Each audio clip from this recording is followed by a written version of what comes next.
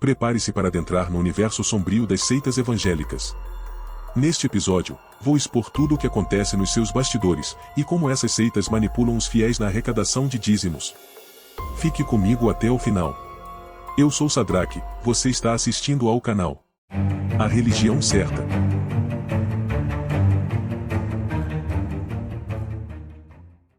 Muitas destas seitas usam um método sinistro chamado hipocrisia. A hipocrisia ocorre quando uma pessoa ou instituição prega uma coisa, mas nos bastidores manipula os fiéis para fazer outra. Vou explicar isso por meio de uma parábola. Imaginem a história da ovelhinha perdida. Suponha que você seja a ovelhinha perdida no campo. Um pastorzinho percebe sua vulnerabilidade e oferece abrigo. Você olha desconfiada, mas o pastor logo diz: "Pode entrar no meu aprisco. Aqui você não precisa pagar nada." A princípio, você pensa que encontrou o melhor lugar do mundo. O capim pode não ser o melhor, a água é suja, mas é de graça. Tudo parece perfeito. Contudo, um belo dia, quando você já está mais crescida, eles te tiram a lã. Agora você descobre que será tosqueada todos os meses, e ainda terá de enfrentar o frio. A ovelhinha percebeu tarde demais que havia caído em uma armadilha. Assim agem as seitas que classifico como evangélicas, com hipocrisia e atraindo as vítimas para depois revelar suas verdadeiras intenções. E muitos fiéis aceitam o cabresto, e nem percebem que caíram numa cilada. Agora, vamos explorar como age a autodenominada como a Igreja de Jesus Cristo dos Santos dos Últimos Dias, ou para nós, Seita dos Mormons. Por trás da fachada de americanos bem vestidos de gravata batendo de porta em porta, existe uma seita perigosa. A fundação da Seita dos Mormons ocorreu nos Estados Unidos, em 1830, quando o fundador, Joseph Smith, alegou ter conversado com Jesus Cristo e até mesmo com Deus, o Todo-Poderoso. Sim, é difícil acreditar. Mas é isso mesmo que você ouviu.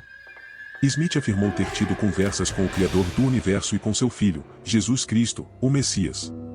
Muitos incautos acreditam nessa história absurda. Segundo Smith, Deus teria lhe confiado a missão de restaurar a Igreja de Jesus Cristo. É por isso que a organização tem esse nome pomposo.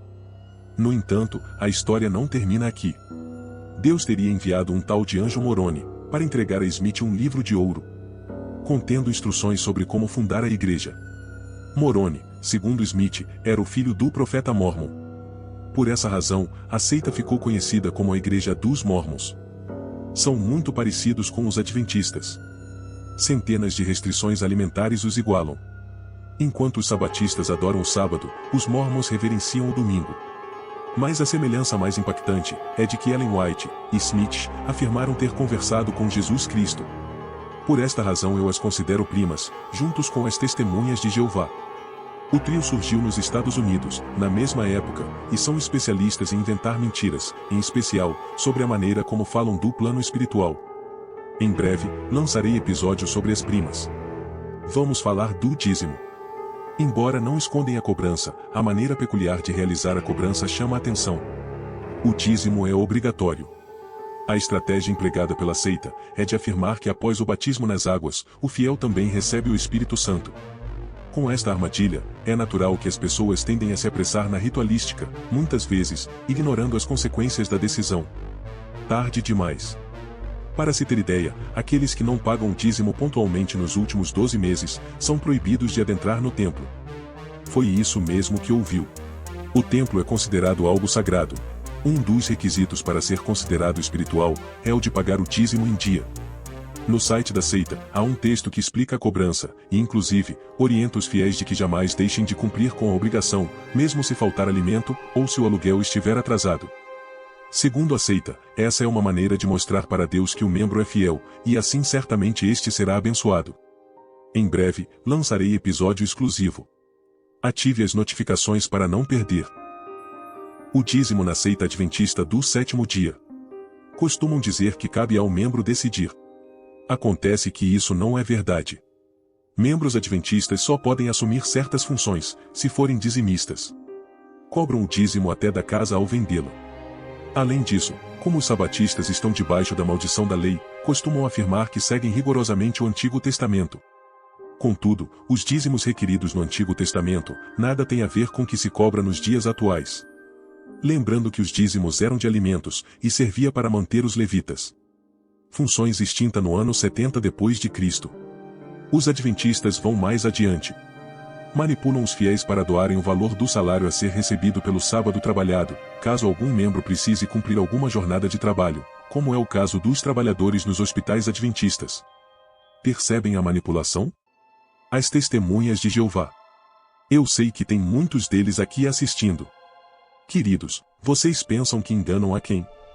Acham mesmo que eu tenho cara de otário, por acaso tenho pinta de otário? Dizem que não cobram o dízimo, mas têm uma maneira mais eficiente para arrecadar. Obrigam os fiéis a andar debaixo de sol quente, anunciando o reino que chamam de Jeová. As revistas distribuídas são compradas pelos membros, e estes têm que tirar do próprio bolso para cobrir a despesa. Além disso, constrangem suas vítimas a contribuir com valores para ajudar a custear as revistinhas em quadrinhos. Que bonito, não? E dizem que não cobram os dízimos. Fazem pior. É a história da ovelhinha que contei no início. Além disso, eles têm metas para alcançar, e muitas vezes deixam de trabalhar para andar pelas ruas procurando mais vítimas para a seita de vigia. Exigem que os fiéis levem uma vida simples, ensinando que devem se preparar para viver no novo reino de Jeová, onde tudo será flores. Na verdade, isso é uma maneira clara de persuadir os fiéis.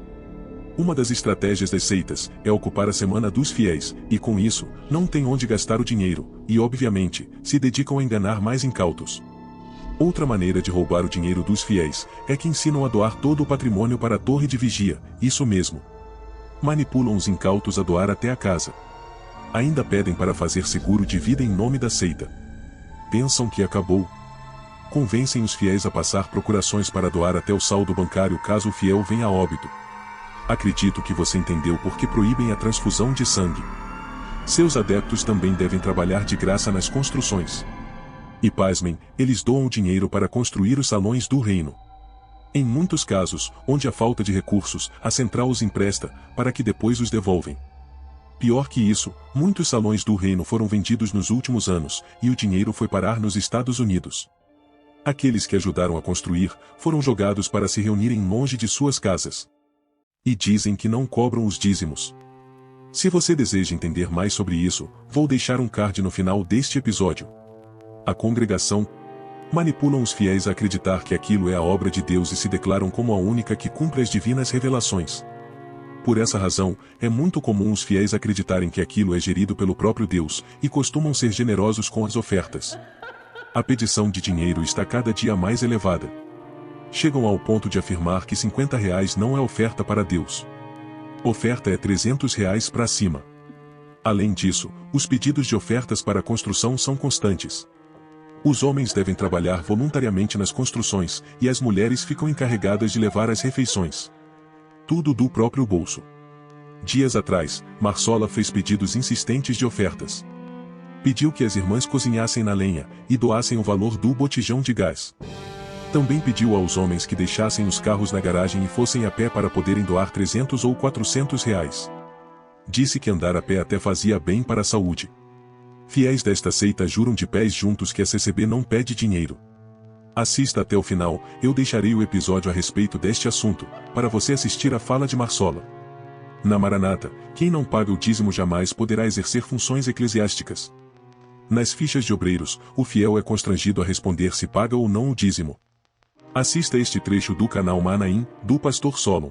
A pergunta 10, como vocês podem ver aqui, a pergunta é a seguinte: é dizimista? Ora, isso é um recado claro, dirigido a um obreiro que pretende ser um diácono, ou um diácono que pretende ser ungido ou pastor. Ele vai entender, quando ele receber essa ficha, que se ele não for dizimista, obviamente, o encaminhamento dele não vai prosperar. A Maranata cobra sim dízimo.